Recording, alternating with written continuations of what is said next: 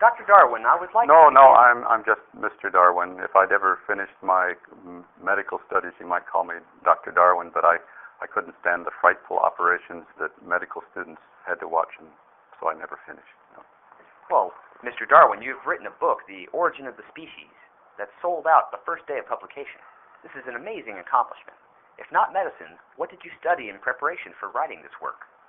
Well, I always had a strong interest in natural history in general, and the place for a person like that in my day was a country parsonage, and so my father determined that I should study theology, and I got my degree when I was 22. Then I will address you as Reverend Darwin.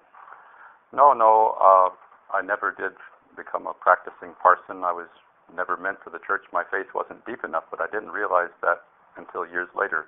My real education, my understanding or my interest in the marvels of nature, I received as naturalist on board the surveying ship Beagle. How did you happen to be appointed a naturalist then? Well, while at Cambridge, my professor Hinsel had noticed my strong interest in natural history, and Hinsel had been offered a job, or had been offered the position of naturalist on the Beagle, but turned it down because it would take him away from his wife and family for so long. And then it was offered to his brother-in-law, and so when his brother-in-law turned it down, he suggested me, so I was actually the third choice. But when my father heard of the scheme, he thought it would be another great waste of time.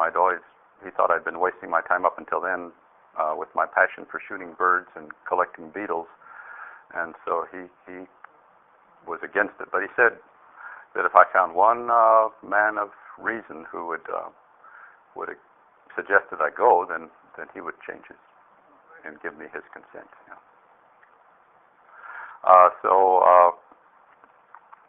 I wrote a letter that evening rejecting the offer, and then I went to see my uncle Josiah Wedgwood that evening, or the next day.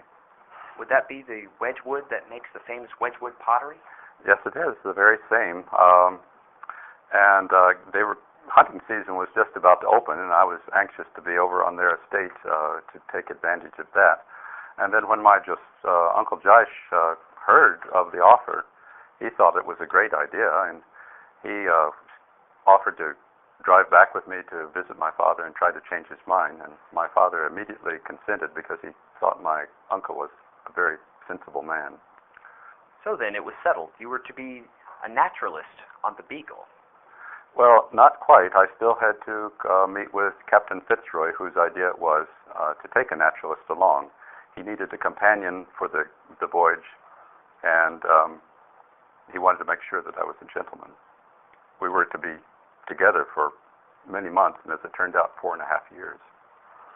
Did you suffer from seasickness while on the voyage? Oh, yes, I did. I was very prone to seasickness, and I was always very happy to get on land. You said that your real education had been on the voyage of the Beagle. How did the voyage lead to the writing of The Origin of the Species? Well, as traveling around on the Beagle offered many opportunities. I noticed, for instance, that in the pampas of Argentina, there were these great fossil animals similar to armadillos, much larger. And I also noticed, as we proceeded southward in South America, that one species tended to replace another in the animals, or the mammals, or the birds, for instance. And then when we got to the Galapagos Islands, I noticed that each of the islands had plants and animals that were very similar to the species on South America, but tended to differ from each other, one island to the other. And all of these facts seem to indicate that species were gradually changing. The subject haunted me, but I couldn't think of a mechanism for that gradual change. You believe that you have discovered the explanation now. Did that happen on the voyage? Not exactly, no. I returned to England and I began to read widely in many different subjects.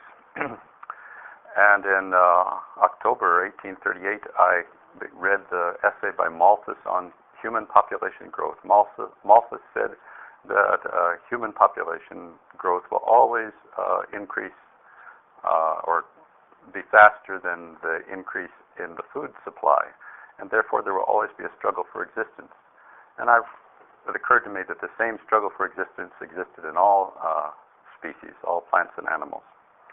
And because of that struggle, favorable variations would tend to be preserved while unfavorable ones would be eliminated. And that would produce a gradual change in species and eventually new species. So you thought you understood the origin of species as early as 1838. Why didn't you publish your findings then? I didn't feel that I was ready to publish. I knew the ideas would be quite objectionable. So I thought that I needed to gather as many facts as possible to make a strong case. I thought that the process of natural selection would be similar to that of the selection of a breeder, breeding plants or animals, where the breeder is the selector, whereas in natural selection, nature is the selector. So I studied that process of the breeders selecting, and I became a member of a pigeon fanciers club and raised my own pigeons. And I did experiments with them. I confided in only a few people, namely Charles Lyell and Joseph Hooker. Hooker suggested that if I was going to write a book on species, then I should study real species. And so I chose as my subjects barnacles and spent about 8 years writing monographs of the living and fossil barnacles. So then, after mastering the barnacles, you were ready to write the origin of the species. Well, I was ready to begin. I continued to collect facts and do experiments, and I planned to write a much larger book than I have published. But then, a few years later, I got a letter and a manuscript from Alfred Wallace, who was a naturalist in the Malay archipelago. And Wallace said if I thought the paper was acceptable, please to send it on to Mr. Lyell. And it turned out that the paper expressed ideas exactly like my own. I was at first devastated. I thought all my priority would be lost, and there was no ethical thing but to give the paper to Lyell with my recommendation. But Hooker and Lyell, knowing the extent of my studies, suggested that some of my private papers and a letter that I'd written to the American botanist Asa Gray be published jointly with Wallace's paper. And did this joint publication change people's minds? I'm afraid it was hardly noticed.